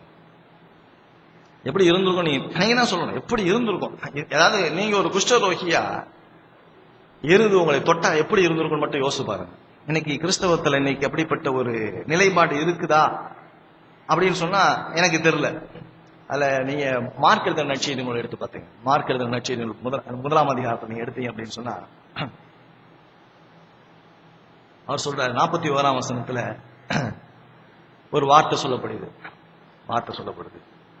மார்க் 41 என்னவா, இயேசு என்ன செஞ்சாராம்? மனதுருகி. இன்னைக்கு கிறிஸ்தவத்தினுடைய அடிப்படை தேவையை வந்து மனதுருக்கம் தேவைங்க. இன்னைக்கு நம்ம நிறைய நேரங்கள்ல ஆஸ்பத்திரியில் இருக்கிற மக்கள்லாம் நம்மலாம் போய் பார்க்கறது கிடையாது, கைப்பிரதிகள்லாம் கொடுக்கறதெல்லாம் கிடையாது. அதெல்லாம் இன்னைக்கு நம்ம லாஸ்ட், இன்னைக்கு அந்த மினிஸ்ட்ரி இஸ் லாஸ்ட். அதெல்லாம் முடிச்சுட்டான். அன்னைக்கு வியாதியஸ்தரை போய் பார்க்க மாட்டேறான். வீட்டை விட்டு மனுஷன் வந்து ஏந்திரிச்சு இன்னொரு இடத்துக்கு போகவே அவனுக்கு பிரியப்படவே மாட்டேறான். இன்னைக்கு மனிதர்கள் போகக்கூடிய இடங்கள்லாம் நீங்க பாத்தீங்க அப்படின்னு சொன்னா அவனுக்கு அந்தஸ்து கொடுக்கக்கூடிய இடங்களுக்கு மட்டும் தான் போயிட்டு இருக்கான். அப்ப நீங்க போனீங்க KFC போனீங்கன்னா KFC பார்க்கலாம் மக்கள், நிறைய கூட்டமான மக்கள், பெரிய பெரிய ஹோட்டல்ஸ்ல பார்க்கலாம். பெரிய அந்தஸ்துள்ள மக்களோடு தன்னை அடையாளப்படுத்துகிற மக்கள் வந்து இன்னைக்கு அதிகமானவர்கள். ஆனா இப்படி புறக்கணிக்கப்பட்ட மக்களோடு அடையாளப்படுத்துகிற மக்கள் வந்து ரொம்ப கம்மி. அது கிறிஸ்தவத்திலையும் இல்லவே இல்லாம போச்சு. நீங்க ஆஸ்பத்திரி ஓடி எல்லாம் இல்லாம போச்சு. இப்படிப்பட்ட மக்களை ஹவுஸ் விசிட்ல போய் நீங்க ஒரு ஏழையை போய் சந்திக்க மாட்டேறீங்க, ஒரு புறக்கணிக்கப்பட்ட மக்களை போய் சந்திக்க மாட்டேறீங்க. நீங்க இப்படி போய் சந்திச்சீங்கன்னா திருச்சபையில மக்கள் வருவாங்க. இதெல்லாம் நீங்க செய்யறதே கிடையாது. இந்த இயேசு அவனை பார்த்தோன்னே, அதாவது இந்த காங்கிரிகேஷன் எப்படி இருந்திருக்கும் பாருங்க. அவர் பின்னால் ஒரு பெரிய கூட்டமான மக்கள் இருக்கிறாங்க, இவன் இந்த குஷ்டரோகி இருக்கிறான், இந்த இடத்துல இயேசு இருக்கிறார். இவர் என்ன செய்யறாரு அப்படின்னு சொன்னா மனதுருகி அவனை தொடுகின்றார். அவ்வளவு பேர் எப்படி என்ன நினைச்சிருப்பான்? அவ்வளவு பேர் என்ன பார்த்து என்ன அவரை போய் பார்க்கறான்? சுவே திரும்பி ஒழுங்கா உட்காரு. தொட்டான எப்படி ஆயிருக்கும்னு யோசிச்சு பாருங்க. மிரட்சி ஆயிருக்கும். அவ்வளவு பேர் அசந்து இருப்பான். அவனை குஷ்டரோகிக்கு எப்படி இருந்திருக்கும்னு யோசிச்சு பாருங்க. அவன் அப்படி அதிர்ச்சியில அமிழ்ந்து இருப்பான். ஐயோ என்னை தொட்டுட்டாரு அப்படின்னு சொல்லி வசனத்தை தொடர்ந்து பார்ப்போம். அவர் சொல்லுறாரு, அவர் தமது கையை நீட்டி அவனை தொட்டுட்டு மாத்திரம் கிடையாது, எனக்கு சித்தம் உண்டு சுத்தமாக. நீ கேட்டில்ல, நான் உனக்கு தரேன், சுகமாயிக்கோ. என்னை தேடி வந்தில்ல, சுகமாயிக்கோ, சுகமாயிக்க. அவனுக்கு சுகமாகறோன்னு சொல்றாரோ இல்லையோ, அவர் தொட்டாரு பாத்தீங்களா, அவ்வளவுதான். அதனாலதான் அவனால இருக்கவே முடியல. Uncontrollable outburst. அவன் நீ ஆசாரிய இடத்துல போய் காம்பி யார்ட்டையும் சொல்லாதவனோட அவனால இருந்திருக்கவே முடியாது. அவன் கத்திருப்பான், கும்மறி இருப்பான், என்ன ஓடி இருப்பான், கையை திடுப்புன்னு கையெல்லாம் நல்ல கை, ஹோல் பாடி கம்ப்ளீட்டா ரெக்கவர் ஆயிடுச்சுன்னா எப்படி இருக்கும்னு யோசித்து பாருங்களேன். முழு சரீரமும் எத்தனை வருஷமா சுகம் இல்லாம இருந்தது. ஐயோ எப்படி இருந்திருக்கும். அவன் துடிச்சிருப்பான், கத்தி இருப்பான், அலறி இருப்பான். என்ன அவன் என்ன செஞ்சாலும் நம்மளுக்கு அந்த வேதம் சொல்லல. நிச்சயமா நானா எனக்கு நடந்துச்சு. நான்லாம் அந்த அப்போஸ்தலர் நடவடிக்கை 3ஆம் அதிகாரத்துல துள்ளி குதிச்சு எழுந்து ஓடி அப்படின்னு சொல்றது அந்த மாதிரிதான் நடந்துருவாங்க. பிரமிப்பு உண்டாயிருப்பாங்க. சுத்தி இருந்தவங்க அப்படியே அதிசயப்பட்டிருப்பான். என்ன மாதிரியான வாழ்க்கை. அதாவது இந்த உலகத்துல நான் கிறிஸ்தவனா வாழணும் அப்படின்னு சொன்னா இயேசுவை போல வாழணும். நீங்களும் நானும் எதுக்கு அழைக்கப்பட்டிருக்கிறோம் அப்படின்னு சொன்னா இயேசுவை போல வாழும்படியாக அழைக்கப்பட்டிருக்கிறோம். அதான் உங்களுடைய வாழ்க்கை எப்படி இருக்கு? இன்னைக்கு நம்மளுடைய வாழ்க்கை என்ன பாவத்தினால நிறைஞ்சிருக்கு. நம்முடைய வாழ்க்கை பாவ இச்சையினால நிறைஞ்சிருக்கு. நம்மளுடைய வாழ்க்கை இருதயத்தின ஏக்கங்கள்லாம் என்னவா இருக்கு அப்படின்னு சொன்னா இந்த உலகத்தை சார்ந்து இருக்கு. ஏதாவது ஒண்ணு கிடைக்குமா, ஏதாவது ஒண்ணு செய்யலாமா. அதாவது கிறிஸ்தவங்கிறது ஒண்ணு தெரிஞ்சுங்க, இழத்தல். இயேசு அந்த இடத்துல தனக்கு இருந்த அந்த வல்லமைய என்ன செஞ்சார் அப்படின்னா அந்த நன்மையை அப்படியே கொடுத்துட்டார். இயேசு தன்னிட்ட இருந்ததை புதைச்சு வைக்கல. இயேசு தன்னிடத்துல இருந்த அந்த வல்லமையை, தனது மகிமையை என்ன செய்கிறார் என்றால் எடுத்து கொடுக்கின்றார் ஜனங்களுக்கு. இன்னைக்கு கிறிஸ்தவத்துல எடுத்து கொடுக்கறதே கிடையவே கிடையாது. வச்சுக்கதான் கிடைக்குமாங்கிறான். இல்ல, கிறிஸ்தவங்கிறது இழத்தல். கிறிஸ்து தன்னை இழந்தது போல ஒவ்வொரு கிறிஸ்தவனும் இந்த உலகத்துல இழக்க ஆரம்பிச்சோம் அப்படின்னு சொன்னா இந்திய தேசத்துல சுவிசேஷம் சாதாரணமா போகும். இன்னைக்கு சுவிசேஷம் ஏன் போக மாட்டேங்குது அப்படின்னு சொன்னா நம்ம வாழ்றது இல்ல. சுவிசேஷம் போகவே போகாது. நீ ஏன்னா வாழ்றது கிடையாது. கிறிஸ்து கொடுத்தது போல நம்ம கொடுக்கறது கிடையாது. கிறிஸ்து வாழ்ந்தது போல வாழ்றது கிடையாது. கிறிஸ்து சொன்ன வார்த்தைகளை மனதுருக்கம் கிடையாது. கிறிஸ்து தொட்டது போல தொடுறது கிடையாது. நமக்கு இருக்கிறவைகளை நாம் இழப்பது இல்லை. அதான் பிரச்சனை. நான் யோசிச்சு பாக்குறேன் என்ன எப்படி இருந்திருக்கும் அப்படின்னு சொல்லி. அதாவது அது சொல்லுது, சுத்தமாக என்றார், உடனே குஷ்டரோகம் அவனை விட்டு நீங்கிற்று. the power of word, கர்த்தருடைய வார்த்தையினுடைய வல்லமை அந்த இடத்துல யோசிச்சு பாருங்க. அதாவது சுத்தமாக அப்படின்னா என்ன ஆயிடுச்சு? சுத்தமாயிடுச்சு. எப்படி சுத்தமாச்சு? எப்படிங்க இது சொன்னா எப்படிங்க சுத்தமாகும்? ஏதாவது மெடிசன் எதுவும் வச்சிருந்தாரா? நோ. யோவான் 1ஆம் அதிகாரத்தை பாருங்க. யோவான் 1ஆம் அதிகாரத்தை பாருங்க, என்ன விஷயத்தை சொல்றாரு பாருங்க. முதல் 5 வசனங்களை பாருங்க. அதாவது கடவுள் எப்படி வந்தார், கடவுளை பார்க்கணும் பாருங்க. அவர் சொல்றாரு, ஆதியிலே வார்த்தை இருந்தது, அந்த வார்த்தை தேவனிடத்தில் இருந்தது, அந்த வார்த்தை தேவனாய் இருந்தது, அவர் ஆதியிலே தேவனோடு இருந்தார், சகலமும் அவர் மூலமாய் உண்டாயிற்று, உண்டானதொன்றும் அவராலே அல்லாமல் உண்டாகவில்லை, அவருக்குள் ஜீவன் இருந்தது, அந்த ஜீவன் மனுஷருக்கு ஒளியாய் இருந்தது, அந்த ஒளி இருளிலே பிரகாசிக்கிறது, இருளானது அதை பற்றி கொள்ளவில்லை, அவர் ஆதியிலே தேவனோடு இருந்தார், அந்த வார்த்தை மாம்சமாகி இந்த உலகத்தில் அவர் சஞ்சரித்தார், உண்டானதொன்றும் அவராலே அல்லாமல் உண்டாகவில்லை, எல்லாமே அவர் மூலமாக உண்டாயிற்று, ஆதியிலே வார்த்தை இருந்தது. ஆதியாகமம் 1ஆம் அதிகாரம் 1ஆம் வசனத்துல என்ன சொல்லுது? ஆதியிலே தேவன் வானத்தையும் பூமியையும் சிருஷ்டித்தார். கடவுள் ஆதியில இருந்தார். இந்த உலகமே இல்ல, காலங்கள் கிடையாது, நேரங்கள் கிடையாது, உலகம் ஸ்பேஸ் டைம்லாம் ஒண்ணுமே கிடையாது. இப்படி இருக்கிற நேரத்துல கடவுள் இருந்தார்னு வேதம் சொல்லுது. அப்ப இந்த உலகம் எப்படி உண்டானுச்சா? வார்த்தையினால் உண்டாக்கப்பட்டது. வெளிச்சம் உண்டாக கடவுது அப்படின்னு சொன்னாரு. வெளிச்சம் உண்டானுச்சு. இந்த இடத்துல அவர் சொல்றாரு, ஏன்னா உண்டானதொன்றும் அவராலே அல்லாமல் உண்டாகவில்லை. அப்ப எல்லாம் யாரால உண்டாயிடுச்சு? கடவுளால உண்டானுச்சு. இப்ப கடவுளால நீங்களும் நானும் உண்டாக்கப்பட்டோம். இப்ப இந்த மனுஷன் பாவத்தினால கரபடைஞ்சு பாவத்தினால தன்னை அழித்துக் கொண்டு இருக்கிறான். தன்னுடைய சரீரம் அழிந்து ஒன்றுமில்லாமல் போய் கொண்டிருக்கிறது. இயேசு அவனை பார்க்கிறார். பார்த்தோன்னே அவருடைய படைப்பை பார்க்கிறப்ப அவரால் அவர் படைப்பு தன் இடத்துல கேட்கிறப்ப படைத்தவரால் என்ன செய்ய முடியல, அமைதலா இருக்க முடியல. கேட்ட உடனே அவர் சொல்லிட்டாரு எனக்கு சித்தம் உண்டு, சுத்தமாகுங்கிறார். the word எப்படி சொல்லிப்பாரு, சுத்தமாகு அப்படின்னு சொன்ன உடனே அந்த வார்த்தை என்ன செஞ்சிச்சு, படைப்பின் வார்த்தை அந்த மனிதனுக்குள்ளாக சென்று மறுபடியும் ஒரு புது சிருஷ்டிப்பை கொடுத்தது. ஒருவன் கிறிஸ்துவுக்குள் இருந்தால் புது சிருஷ்டியாய் இருக்கிறான். பழையவைகள் எல்லாம் ஒளிந்தன, எல்லாம் புதிதாயின. அந்த பழைய குஷ்டரோகமாகிய மனிதன் மறைந்து போனான். இப்பொழுது ஒரு புதிய மனிதனாக குஷ்டரோகம் இல்லாதவனாக காணப்பட்டான். ரட்சிக்கப்பட்ட நீ பாவத்தை செஞ்சு பாவத்தை சுதந்திரித்துக் கொண்டிருந்த நீங்களோ நானோ பாவத்திலேருந்து விட்டு ஒளிஞ்சிருக்கோமா? நான் புது சிருஷ்டியா இருக்கிறேனா? நான் குஷ்டரோகியா இருந்தேன், இன்னைக்கு நான் குஷ்டரோகம் இல்லாம இருக்கிறேனா? நான் பாவத்துல இருந்தேன், இன்னைக்கு நான் பாவம் இல்லாம இருக்கிறேன். நான் முதல் எப்படியோ இருந்தேன், இன்னைக்கு நான் கிறிஸ்துவுக்காக நான் வாழ்கின்றேனா? அதுதான் கேள்விங்க. பிரச்சனை இதான் பிரச்சனை. இன்னைக்கு நீ கிறிஸ்துவை போல காணப்படுகின்றாயா? நீ புது சிருஷ்டியா இருக்கின்றாயா? உன்னுடைய வாழ்க்கையில இருந்த உன்னுடைய பாவ நோய் சுகமானதா? ஏன் இன்னும் நீ பாவத்தை தொடர்ந்து பிடித்துக் கொண்டே இருக்கின்றாய்? பாவத்தை விட்டு நீ வழிவிலகி வந்து விட்டாயா? கிறிஸ்துவை பிடித்துக் கொண்டாயா? கிறிஸ்துவை போல் ஒளியாக இருக்கின்றாயா? இதுதாங்க பிரச்சனை. எனக்கு பிரச்சனை இல்லை. அன்னைக்கு நான் எப்படி இருக்கிறேன், இன்னைக்கு நான் எப்படி இருக்கணும் சொல்லி சிந்திச்சு பாரு. அந்த மனுஷன் சுகமான. ஆகவே அவன் எல்லாருக்கும் சொல்றான், நீ பாவத்துல இந்த சுகமா இருக்க. நீ எவ்வளவு பேருக்கு நீ சொன்ன? நீ சொல்லுங்க, நீ எவ்வளவு பேருக்கு நீ சொன்ன?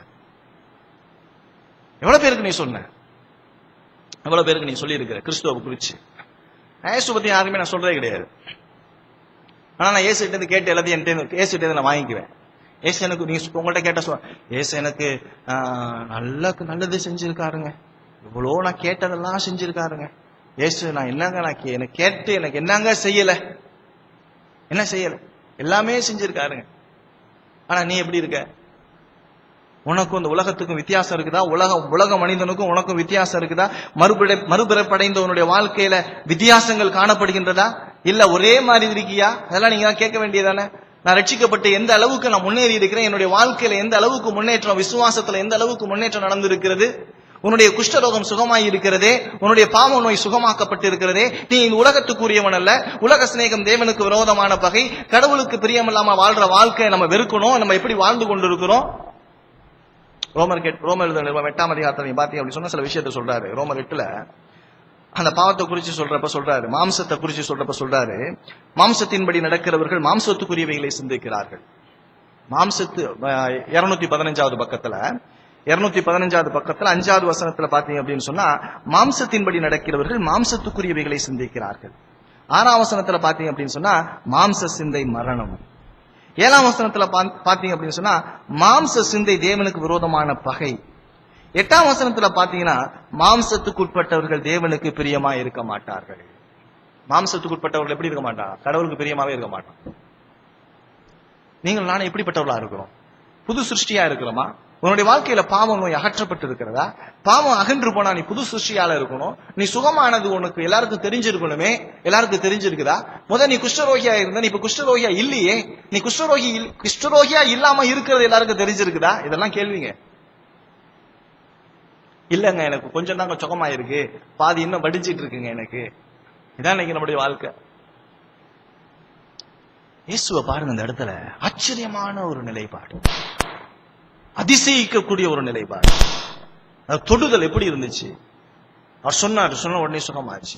அது மாத்திரம் இல்ல, அவர் சொல்லிட்டே ஒரு விஷயத்த சொல்றாரு, நீ போய் என்ன செய்ய, ஆசாரியனுக்கு ஒண்ணு காண்பி. சில கீழ்ப்படிய வேண்டிய விஷயங்கள்லாம் இருக்குது, செய்ய வேண்டிய கடமைகள்னு ஒண்ணு இருக்குது. அந்த கட்டாயம் நீ செஞ்சே ஆகணும். நீ ஆசாரியனுக்கு நீ சுகமானத ஆசாரியனுக்கு போய் காட்டணும். அடுத்தது ஆசாரியனுக்கு காட்டினது மாத்திரம் கிடையாது, அங்க போய் நீ காணிக்கை செலுத்தணும். நீ ரட்சிக்கப்பட்ட நீ கிறிஸ்துவுக்காக நீ வாழும் பொழுது நீ செய்ய வேண்டிய கடமைகள் எல்லாம் செய்ய வேண்டும். தேவனுக்கு நீ நன்றி உள்ளவனாக நீ வாழ வேண்டும். கடவுளுக்கு நீ நன்றி உள்ளவனா நீ வாழ்றியா? வாழ்க்கையில நன்றி சொல்றீங்களா? தேங்க்ஸ் கிவிங் இருக்குதா?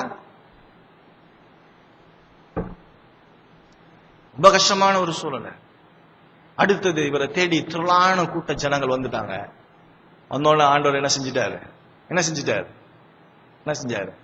வாங்க, நிறைய பேர் வந்துட்டீங்க, உங்களுக்கு நான் ரொம்ப சுகம் கொடுக்கணும் வாங்கன்னு சொல்லி அந்த வேலையை செஞ்சுட்டு இருந்தாரா? கம்ப்ளீட்டா தனிமைப்படுத்தி கொண்டார். என்னுடைய வேலை நேரம் என்பது என்னுடைய வேலையை நான் செய்து முடித்து விட்டேன், இப்பொழுது நான் பிதாவோடு தனித்திருக்கும்படியாக நான் இருக்க வேண்டும். தனி ஜெபம் இருக்கணுங்க வாழ்க்கையில. அதிகமான நேரங்கள் தனிமையான ஒரு ஜெபத்துக்கு இருக்கிற ஒரு மகிமை வேற எதுக்குமே கிடையவே கிடையாது. இயேசுநாதருடைய வாழ்க்கையில பாத்தீங்க அப்படின்னு சொன்னா அதிகமான நேரங்கள் தனிமையா போய் ஜெபம் பண்ணிக்கிட்டே இருந்தார். ஜெபம் பண்றவங்க வேலை செய்ய முடியும், ஜெபம் பண்ணாதான் வேலை செய்ய முடியாது. ஜெபம் பண்ணாதான் உருப்படியா வேலை செய்ய முடியாது. சும்மா வேலை செய்யறேன்னு சொல்லிக்கிட்டே இருப்பான், அந்த வேலை உருப்படியாவே இருக்காது. வேலைக்கு அதிக முக்கியத்துவம் கொடுக்கிறவன் ரொம்ப வேலை வேலை வேலை, ரொம்ப பிஸி, அது வேலை இது வேலைங்கிறவெல்லாம் சரி வராது. கடவுளோடு இருக்க வேண்டிய நேரம்ங்கிறது இருக்கணும். புரியுதா? தனி ஜெபம் இருக்கணும். எவ்வளவு நேரம் வேதம் வாசிக்கணும்? அவ்வளவு நேரம் நீ வேதம் வாசிக்கணும். எவ்வளவு நேரம் ஜெபம் பண்ணணும்? அவ்வளவு நேரம் நீ ஜெபம் பண்ணணும். கடவுள் ஆண்டவருடைய மன விருப்பத்தெல்லாம் சொல்லணும். ஆண்டவரே நான் இப்படிலாம் இருக்கேன், நீ மாற்றுங்க ஆண்டவரேன்னு சொல்லி போய் தனி ஜெபத்துல உட்காரணும். தனி ஜெபம் தாங்க ஒரு மனுஷனை வல்லமை உள்ளதாக மாற்றும். தனியா ஜெபம் பண்ணி அதிகாலையில இருட்டோட எழுந்து இயேசுநாதர் ஜெபம் பண்றார். எல்லாரும் எந்திரிக்கிறதுக்கு முன்னால போயிட்டார் ஜெபத்துக்கு. இன்னைக்கு நம்ம என்ன செய்யறோம்? இருட்டோட எழுந்திருக்கிறது அப்படின்னு சொன்னா ஏதாவது வேலை இருந்தா தான் எழுந்திரிப்போம். இருட்டுக்கும் நம்மளுக்கும் ரொம்ப தொடர்பே இருக்கவே இருக்காது. வெளிச்சம் வந்தா தான் எழுந்திரிக்கிறதே. சில ஏழை மூஞ்சில வெயில் அடிச்சா எந்திரிக்கவே செய்யறாங்க. இல்லாட்டி என்ன செய்யறாங்க? எப்படிதான் தூங்குறான் எனக்கெல்லாம் தெரியல. எப்படிதான் இவங்களுக்கு தூக்கம் வருதுன்னு எனக்கே தெரியும். தூங்கிட்டே இருக்கான். எப்ப பார்த்தா நல்ல. உடனே அதுக்கு ஒரு வசனம் சொல்லுவாங்க, கர்த்தர் தமக்கு பிரியமானவனுக்கு நித்திரை கொடுக்கிறார். கர்த்தர் கடைசி நாளிலே அவனுக்கு என்ன செய்வார்னா கழுத்துல காலை வச்சு ஒரு மிதிப்பார். மறந்துடாது. இப்பெல்லாம் தூங்கி சோம்பேறி பேரெல்லாம் சோம்பேறியே எறும்பின் இடத்தில் போய் என்ன கத்துக்க, சுறுசுறுப்ப கத்துக்க அப்படிங்கிறாரு. நிறைய தின்னுட்டு, எப்ப பார்த்தாலும் தின்னுட்டு குப்புற அடிச்சு பேர்னு ஏப்பம் கொரட்டை ஒரே சத்தமாவே வாழ்றான. வீட்டுல எல்லாம் தூங்கவே முடியல, சிங்கக்கூண்ட இருக்க மாதிரி இப்படியே தூங்குவான். என்ன இது முடியா? ஏந்திரிச்சு முழிச்சு வேலையை பாரு. காலங்காத்தால ஏந்திரிச்சு ஒரு 4 மணிக்கு ஏந்திரிச்சு சுறுசுறுப்பா இருக்க வேணாம். உலகத்துல வாழணும்னாலே அதிகாலையில ஏந்திரிக்கிறவங்க பெரிய காரியங்கள்லாம் செய்ய முடியும். சும்மாலாம் 7:30 மணிக்கு ஏந்திரிக்க என்ன செய்வான்? ஏந்திரிச்சோன்னு பல்லு விளக்க வேணாம், குளிக்கிறது கூட ஒழுங்கா குளிக்க மாட்டான். எல்லாம் அரைக்குறையா போயிடும். ஒரு வேலை முழுசா இருக்காது. இயேசுவின் இடத்துல போய் கற்றுக்கொள்ளுங்க. அதிகாலையில எந்திரிச்சு அவர் என்ன செஞ்சார்? இருட்டோட எழுந்து அவர் ஜெபித்தார். வேலைகளுக்கு வேலைக்கு முக்கியத்துவம் கொடுக்கணும். வேலைக்கு கொடுக்க வேண்டிய நேரத்தை கொடுக்கணும். ரொம்ப பிஸிங்க, ரொம்ப காட்டிக்கிறது. ரொம்ப பிஸி. சிலவங்க சும்மாவே நீங்க பிஸியா இருப்பீங்க, நீங்க பிஸியா இப்படியும் ஒரு கூட்டம் இருக்கு. சும்மா இருக்கிறப்ப நீங்க பிஸியா அப்படிமா? உனக்கு எப்படி தெரியும் நான் பிஸியா இல்லையான்னு? எடுப்பிலே கேட்கறது பிஸியா? என்ன விஷயத்தை சொல்ல வேண்டிய விஷயத்தை சொல்றோம், கரெக்டா பேசணும், சொல்லணும். ஒண்ணும் கிடையாது. இயேசுநாதருடைய வாழ்க்கையில நீங்க பாத்தீங்க அப்படின்னு சொன்னா அவருடைய லைஃப் எப்படி இருந்துச்சு அப்படின்னு சொன்னா அதிகமான நேரங்கள் தன்னை தனிமைப்படுத்தி தனிமையான நேரத்தில் அதிகமாக ஜெபம் செய்தார். அவருடைய வாழ்க்கையில மாதிரிகள் அவர் பார்க்கும் பொழுது இயேசுவை நான் பார்க்கிறேன். இயேசுவை நான் எப்படி பார்க்கிறேன் அப்படின்னு சொன்னா அவர் எவ்வளவு மனதுருக்கம் உள்ளவர், எவ்வளவு அன்பு உள்ளவர், எவ்வளவு கரிசனை உள்ளவர், எவ்வளவு. அதாவது இயேசுவை நான் பார்க்கிறப்ப எனக்கு அது ரொம்ப பிடிச்சது மனதுருக்கி அவன் கையை தொடுறது தான். எப்படி இருந்திருக்கும் அவன் அந்த டச் என்ன மாதிரி இருந்திருக்கும். இன்னைக்கு என்னுடைய வாழ்க்கையில நான் கிறிஸ்துவுக்காக நான் ஏதாவது செய்யறேனா, கிறிஸ்துவ நான் வெளிப்படுத்துறேனா, கிறிஸ்துவனுடைய அன்பை நான் வெளிப்படுத்துறேனா? ரொம்ப கேட்க வேண்டிய கேள்வி. உங்க குடும்பத்துல கிறிஸ்துவை வெளிப்படுத்துறீங்களா? உங்களுடைய பிள்ளைகள் இடத்துல, உங்களுடைய கணவன் மனைவியின் இடத்துல உங்களுடைய அன்பு எப்படி இருக்கு? சிந்திச்சு பாருங்க. நிறைய நேரத்துல பெற்றோர்கள் பிள்ளைகளால புறக்கணிக்கப்பட்டவர்களாக காணப்படுறாங்க. சட்டம் ஏன்னா அந்த அம்மாவும் அப்படித்தான் இருந்திருப்பான், அந்த ஐயாவும் அப்படித்தான் இருந்திருப்பான், மிரட்டிக்கிட்டே இருப்பாங்க. சில வீட்டுல எல்லாம் பாத்தீங்கன்னா அப்பான்னு நான் அப்படி யாரை கூப்பிடுறது? பக்கத்து இருக்காங்க அப்பான்னு கூப்பிட முடியும்? அப்பா தானே பார்த்து அப்பான்னு என்ன அப்படிமா? என்னன்னு கேளுங்க. என்னங்க நல்லா என்னடா தம்பி, என்னடா செல்லும் அப்படிலாம் கேட்க மாட்டீங்களா? இல்ல நாங்களும் டென்ஷனா இருப்போம்ல. எப்பவுமே இருந்தாலும் சொல்லுவாங்க, எப்பவுமே இருந்தாலும் இப்படி தானே. பக்கத்துல இருக்கணும், உங்க அப்பனை பார்த்தா எப்பொழுதுமே இப்படியே இருக்கான் உங்க அப்பன் அப்படிங்கிறான். அப்பன் அவன் இன்னொருத்தன் சொல்றான், இவன் ஆமாண்டா எங்க அப்பன் அப்படித்தாண்டாமா. இவன் உசுறு போற விஷயமா இல்லையா? உசுறு போடாதா அப்பா அப்படின்னா எப்படி இருக்கும்? என்னடா சொல்லலாம், என்னடா தங்க சொல்றா அப்படின்னா எப்படி இருக்கு யோசிச்சு பாருங்க. பெற்றோர்கள்லாம் அப்படிலாம் இல்லை. இயேசுவை பாருங்க, யாருமே அவருடைய படைப்பை பார்த்தோம்ல அவருக்கு அவ்வளோ சந்தோஷம். அவனுக்கு உதவி செய்யறது அவ்வளவு சந்தோஷம். உதவி செய்யறதுலாம் நம்மளுடைய வாழ்க்கையில கோரெண்டா இருக்கணுங்க. என்ன கேட்டாலும் கொடுக்கணுங்க, சந்தோஷமா கொடுக்கணும். கொடுக்கறப்ப அப்படியே மனநிறைவோட கொடுக்கணும். இயேசுநாதர் அப்படித்தான். பாதி சுகமாயிக்க அவன் போயிட்டு வந்து பாதி சுகமாயிக்க, சச்ச லவ்லி காட்ல சூப்பர். அப்படியே நினைச்சு அவன் குஷ்டரோகிலாம் வாழ்க்கை முழுசும் அப்படியே பின்னாலே தான் போயிருப்பான்னு நினைக்கிறேன். அப்படியே பின்னாலே போயிருப்பான் வாழ்க்கை எல்லாம். ரசிச்சிருப்பான் அவன். என்ன இச்சா என்னெல்லாம் வாழ்க்கையில எங்க பெத்த தாய் தகப்பனே என்னை தொட்டது இல்லைங்க. எங்க ஐயோ இயேசுநாதருங்க தான் சொல்றாரு, தகப்பனும் தாயும் கைவிட்டாலும் அவனை கைவிடவே மாட்டேன். லவ்லி காட்ல என்ன யாருன்னா உனக்கு யாருமே இல்லை, நான் இருக்கேன். எங்க லைஃப்ல தெரிஞ்சுங்க, யாருமே இல்லைனாலும் கவலைப்படாத. யார் இருக்கா? இயேசுவும் கூட இருக்கிற. யார் இருக்கா? யார் இருக்கா? இயேசுவும் கூடயே இருக்கிற. எல்லாரும் உன்னை வேணான்னு சொல்லலாம். யார் உன்னை நேசிக்கிறா? யார் நேசிக்கிறா? இயேசு நேசிக்கிறார். ஒன்று கவலைப்படாத. சூப்பர். கடவுள வாழ்க்கையில இந்த மாதிரி நம்ம கடவுள்னாலே இப்படிதாங்க சொல்லணும். அப்படிதான் லவ்லி காட். இயேசுவை பாக்குறேன். அடுத்தது இயேசுநாதர் அப்படி அன்போடு இருக்கிறப்ப நீ பாத்தீங்கன்னா அன்பா அப்படி சொல்லி சுகமாக்கிட்டாரு. சொல்லிட்டு என்ன சொல்றாரு? சரி சுகமாக்கிட்ட, வேலையை செய், போய் என்ன செய்ய, காணிக்க சரி, செய்ய வேண்டிய கடமைகளை செய். உலகத்துல சும்மா இருக்கிறாரு. கடவுளுக்கு நன்றி உள்ளவனா இரு அப்படிங்கிறது. அடுத்தது இயேசு அந்த இடத்துல என்ன செஞ்சாருன்னா, வேலை வேலை வேலை வேலைன்னு சொல்லி பிஸியாலாம் இருக்கல. அவரும் என்ன செய்யறாரு? பிதாவோடு சஞ்சரிக்கும்படியாக தன்னை தனிமைப்படுத்தி கொண்டார். ஜெபம் பண்றார். உறவுகள் பலப்படணும்னா கடவுளோடு இருந்து, கடவுளோடு நல்லா தெரிஞ்சுக்க, உறவுகள் பலப்பட வேண்டுமானால் கடவுளோடு இருக்கிற உறவு திக்கா இருந்தாதாங்க எல்லா உறவும் சரியா இருக்கும். கடவுளோட உறவு சரியில்லை அப்படின்னு சொன்னா உன்னுடைய உறவு சரி இருக்காது. வீட்டுல பிரச்சனைகள், சமூகத்துல பிரச்சனைகளுக்கெல்லாம் காரணம் என்னன்னா கடவுளோடு இருக்கிற உறவுகள் உனக்கு சரியில்லை அப்படின்னு சொன்னா எல்லா இடத்துல நீ பிரச்சனையை பார்த்துட்டே இருக்கும். நீ கடவுள் இடத்துல நெருங்கி ஜீவிச்சு பாரு, எல்லா உறவுகளும் எதிரி கூட வந்து அன்பா பேச ஆரம்பிச்சிடும். எதிரி கூட வந்துடும். அதான் கிறிஸ்தவத்தினுடைய மகிமை. இயேசுவை நேசிங்க. ஏசிட்ட ஒரு இடத்துல பாத்தீங்கன்னா, என்னிடத்தில் வருகிறவனை நான் என்ன செய்ய மாட்டேன், தள்ள மாட்டேங்க. ஏசிட்ட வந்துட்டீங்கன்னா உங்களுக்கு சுகமான ஒரு வாழ்வு, பாவ மன்னிப்பு, நித்திய வாழ்வு, மரணத்துக்கு பின்னான வாழ்வு. இயேசு ஒருத்தரால தான். இயேசு இல்லைன்னா யாராலும் கிடையாது. இந்த குஷ்டரோகி தன் வாழ்க்கையில சுகம் பெற்று இயேசுவோடு சந்தோஷமாக வாழ்ந்தார். இயேசுட்ட வாங்க, இயேசுவை விசுவாசிங்க, இயேசுவை போல வாழுங்க, எல்லாருக்கும் அன்பு செய்யுங்க. உங்கள்கிட்ட இருக்கிற அநேக நன்மையான ஈவுகளை எல்லாருக்கும் கொடுங்க. அப்பதான் இயேசு எல்லாரும் பார்க்க முடியும். காமசோமன் வாழாம கிறிஸ்துவுக்காக வாழும். கர்த்தர் தாமே வசனங்களை ஆசீர்வதிப்பார்.